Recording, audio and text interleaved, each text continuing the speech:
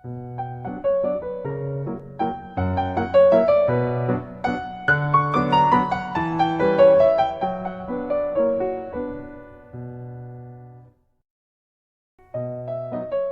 happens when the analytic setting built on confidentiality and silence meets the institutional demands of psychoanalytic training?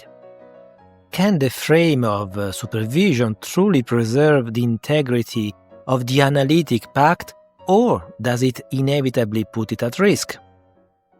In this episode, Helen Sparrer explores a central paradox in psychoanalytic formation: the tension between the confidentiality of analytic work and the structural requirements of supervision. Drawing from her experience at the Paris Psychoanalytic Institute, she asks whether supervision risks undermining the very foundation of the analytic situation, what Freud, in An Outline of Psychoanalysis, described as a pact in which the patient's sick ego promises us the most complete candor, while we, on the other hand, assure him of the strictest discretion. Through reflections on André Green, José Bleger, and Freud's concepts of disavowal, Sparrer examines what she calls a noisy contradiction, a situation in which the analyst's information becomes both observer and observed, and where the silence, essential to an analytic space, is distributed by institutional structure. She invites us to consider the Institute's role as a symbolic third, present, structuring, yet potentially unsettling, and to ask whether we can live with this paradox without disavowing its presence. Rather than resolving the contradiction, this episode engages with it directly, as Helen Sparrer offers a nuanced and courageous inquiry into a space of ethical tension, institutional inheritance, and potential transformation at the core of analytic formation. Helen Sparrer is a training analyst at the Paris Psychoanalytic Society and former director of the Paris Institute of Psychoanalysis, a role she held until March 2025.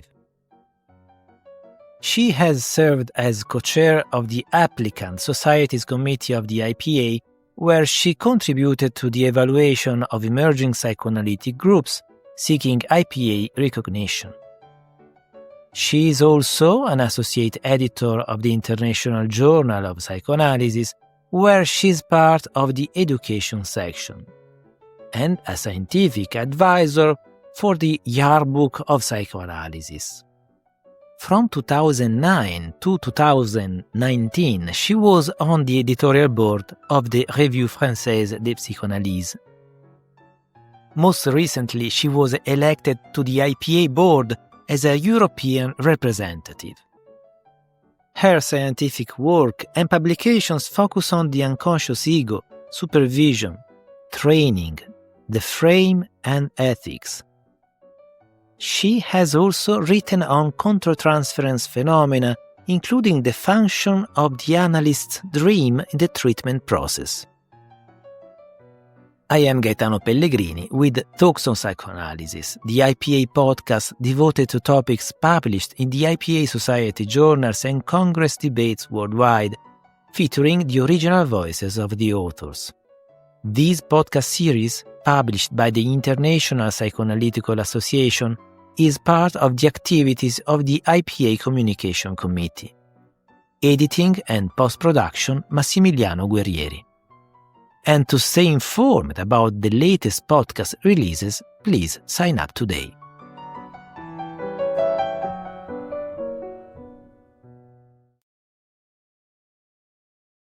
In this podcast, I will discuss a paradox inherent in the supervisory situation, an essential pillar of psychoanalytic formation. Freud, in his outline of psychoanalysis, underlined the analyst's obligation to assure the strictest discretion during the analysis, Yet each analyst in formation discusses his or her work with a supervisor, in contradiction with the analytic pact. My podcast is entitled Confidentiality in the Supervisory Situation During Formation, Contradiction or Paradox. A paradox in the supervisory situation in analytic formation will be discussed through the prism of psychoanalytic formation at the Paris Psychoanalytic Institute, the IPP. The IPP is today a strictly non-reporting institute. We consider that a complete separation between the personal analysis of the analyst in formation, the AIF, and his or her formation at the Institute to be necessary in order to preserve the confidentiality of the personal analysis. This confidentiality is, from our point of view, fundamental and indispensable for the elaboration and internalization of the analytic process, including the elaboration of the desire to become a psychoanalyst. The personal analyst of the AIF is rigorously excluded from any discussion regarding the formation of his or her patient and possible future colleague. In his well-known 1975 paper, André Green examines 3 levels of malaise in psychoanalysis, both internal and external. Although his discussion is focused on treatment of borderline patients, he points out that the analysis of this malaise must include a reflection of the contradictions at the heart of psychoanalytic institutions. He underlines the necessity for both patient and analyst to maintain the isolation of the analytic setting, and the certainty that the mad thoughts will not go beyond the 4 walls of the consulting room. So-called mad thoughts may also occur in supervision, often related to traces of transference, countertransference, idealization of the supervisor, the institute, etc. Green proposed that to complete Blecher's discussion of the setting, we must consider the entire analytic situation, that is, the totality of the elements making up the analytic relationship, due to the establishment and the limits of the analytic setting. During psychoanalytic formation, the analytic situation would, ineluctably, include supervision at the Institute. How, then, can we think about this contradiction in what I will now call, following Green, the supervisory situation? Indeed, a paradox of formation, where each analyst in formation becomes a reporting analyst to his or her supervisor. In turn, the supervisor reports to a commission on the work done with the supervisee about the analysis the latter is carrying out with the supervised patient. To what extent does the ensuing evaluation facilitate or hinder this apparent transgression so that it becomes a transformational space for the AIF in becoming a psychoanalyst capable of preserving the analytic object without supervision? The silence of a confidential analytic situation with the certainty that the mad thoughts will not go beyond the analytic situation may, potentially, become very noisy. Noisy specifically with regard to an ethical question, that is, how can we think about the inherent transgression of safeguarding the analytical situation during formation? I wish to explore some aspects of this noisy contradiction, the paradox with which we are required to contend within an institute of formation. Let me immediately say that I don't have a simple answer to my question. I could sum up this presentation by saying that we are required to live with this paradox and the possible ethical dilemma, hopefully without disavowing its presence. The supervisory situation, suspending for the moment the thorny problem of Skype or Zoom supervision, in the institutional context of its demands and requirements for the formation, necessitates a recognition of a paradoxical, perhaps ethical dilemma.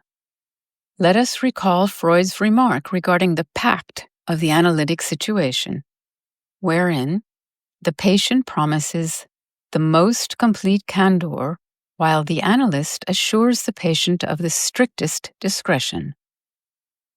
John Churcher, in his elaboration of problems related to the use of telecommunications in analytic settings, has proposed that José Blecher's concept of enquadre sheds light on this issue.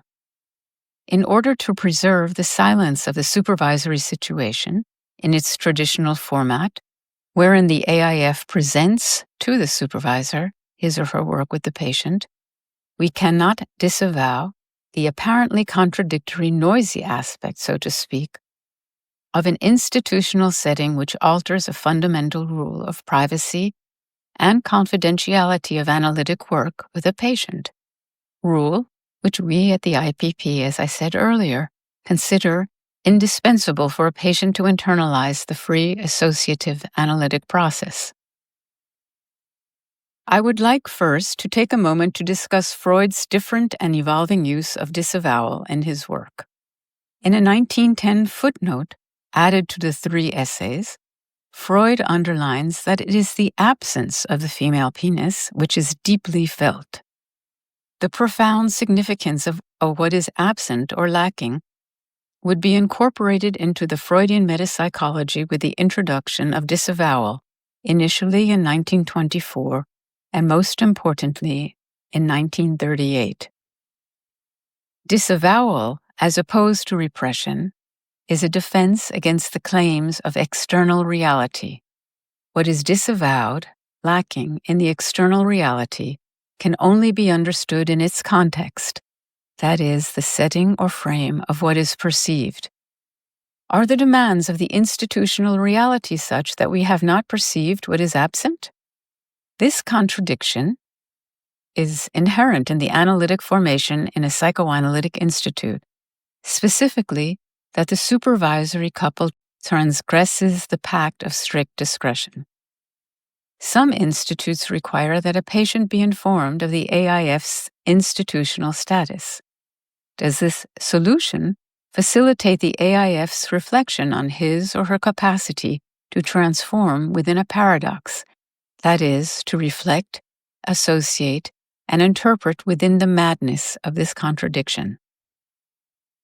Let us note that disavowal, which initially referred to the fetishist's refusal, in part, to recognize the anatomical difference between the sexes, was then extended in 1924 to the loss of reality and psychosis, and then discussed metapsychologically in Freud's 1938 paper on the splitting of the ego in the process of defense, and again in Chapter 8 of his great, posthumously published paper, An Outline of Psychoanalysis.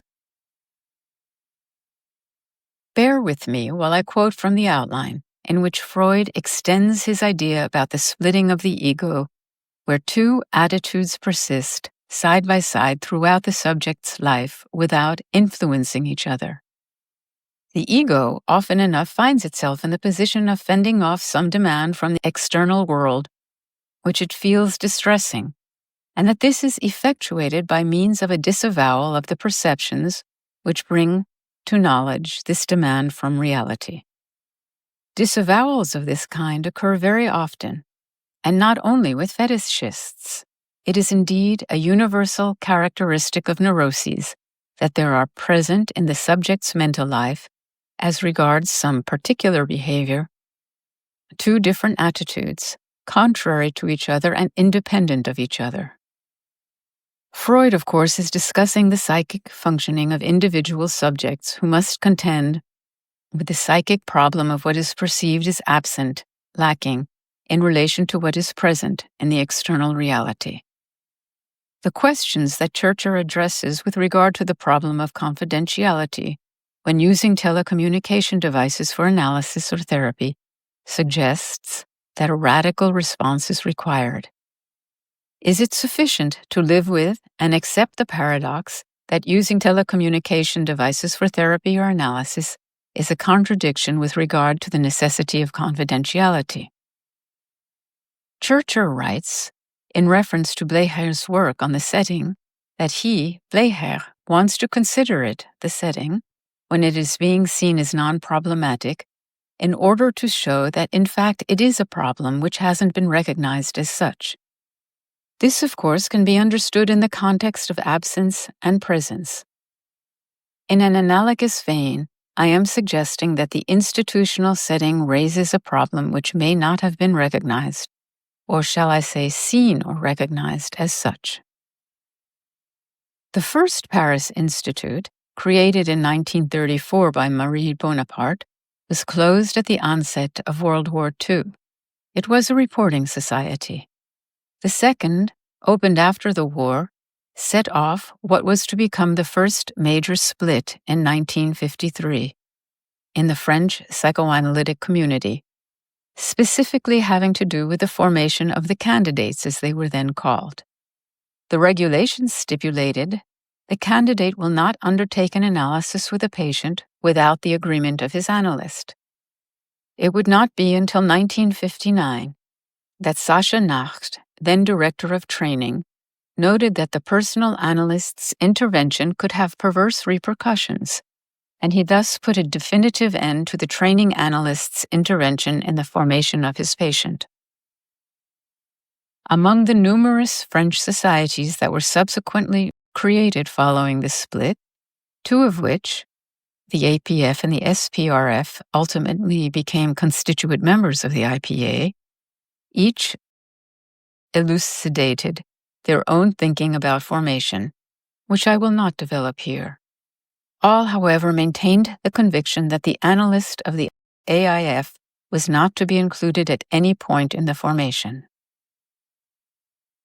The question of supervision has frequently been discussed and elaborated in France, and while this is not the theme of our discussion, I believe that certain elements should be considered. As Annick Sitvon, in her excellent 2000 paper, wrote, "We are all the children or grandchildren of Eitingen. What traces of this heritage remain in our institutions, in need of the elaboration that would allow us to appropriate it? As Freud stated, quoting Goethe, what thou hast inherited from thy fathers, acquire it to make it thine." I would thus propose that what is frequently disavowed in the course of supervision during formation is connected to idealization, and specifically the supervisor's idealization and transference onto the institute. Idealization, according to Freud, is a process that concerns the object. By it, that object, without any alteration in its nature, is aggrandized and exalted in the subject's mind. In this case, the aggrandized object would be the institute and its specific way of forming future psychoanalysts. As Leopoldo Bleger has suggested, we continue to believe that there would exist a right way to form psychoanalysts. The problem of the AIF idealizing the institute that brings them into their fold, and then having to elaborate, and at moments struggle with their disillusionment, is as delicate as it is well known. Certain aspects of the working through of the idealization and the disidealization during the formation, or even long after, may be incomplete or unacknowledged. The metapsychological concept, disavowal, is once again particularly pertinent as it speaks to that which is not or cannot be acknowledged in the external reality. Some of my SPP colleagues have suggested that the formation is not complete until one becomes a formateur. But becoming a formateur is an arduous process requiring an intense libidinal cathexis onto the society or institute, wherein the future formateur will contribute to the formation of future generations of analysts. This investment, no doubt, consolidates the idealization of the institute and society. One of the most important functions of the formateur is supervision. I propose that it is through the well-known and common phenomenon of lateral transference by the AIF onto the supervisor, which may provoke unconscious reminiscences in the supervisor of his own idealization of the institute during his or her own formation, perhaps onto a particularly appreciated supervisor, or more generally onto his own institute or society, and that this idealization of our way of forming future analysts provokes blind spots and a disavowal regarding what may be present but not seen. What I am suggesting is that unacknowledged traces of our inheritance from the reporting analyst system can be found to this day, specifically in connection with the supervisory situation and formation. That this inheritance, generally disavowed, requires a reflective elaboration by the Institute, specifically with regard to the idealization by the supervisors, the formateurs, concerning their own institute or society, of the setting of the different pillars of the formation. In what way does this inevitable breaking of the analytic pact, total candor and complete discretion, impact the formation process? Are there ethical issues to be explored regarding this loosening of the boundaries? I must, of course, return to the question that had suspended earlier with regard to supervision by Skype or Zoom. This practice, which became rampant during the various COVID lockdowns, extends well beyond that specific period.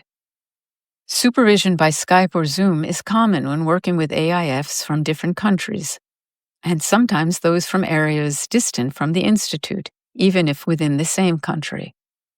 How is a supervision affected when the physical presence between supervisor and supervisee is absent? The focus is necessarily on what is seen, the perception of the other protagonist on a screen. What then can be taken in, represented from a supervisory situation which relies heavily on perceptive processes and where the sensory corporal elements are absent or missing? As supervisors, how is our listening affected by the use of telecommunications? How does it affect the dissymmetry inherent in the analytic and supervisory situations? While the conscious and the unconscious of the protagonists are always present in analysis as well as supervision, they are, in supervision, directed toward the functioning of two subjects, the patient and the analyst in formation. The communication of analytic sessions by the AIF to the supervisor aims to facilitate the AIF's capacity to move between primary and secondary processes, thus rendering the countertransference usable. The hiatus between one's personal analysis and one's supervisory experience is analogous to the hiatus between the patient's association and the analyst's free-floating attention. It is in this space that the supervisory experience takes form. The future analyst is created in this space. His or her capacity to play with it, to think about it, to regress in it, to tolerate the affects that arise from it are essential. De Muson has proposed that the underlying framework is one of law and taboo. But are we breaking the law and taboo regarding confidentiality in the supervisory situation? This question is the guiding thread of this presentation. How can we think about the Institute's role in relation to the law? Jean-Luc Donnet has suggested that the institution itself has a therapeutic role and has proposed the notion of the double cadre, a double frame or setting, as a way of thinking about the work at the polyclinic of the SPP, the Centre de Consultation et Traitement Jean Favreau, the CCTP, where each patient is seen by a consultant analyst who determines with the patient which treatment would be most suitable for him or her. But the treatment itself is carried out by another analyst. Much has been written about this, but I wish to emphasize the essential function of the institutional framework as underlined by Donnet. The institution functions as a symbolic third in laying down the law.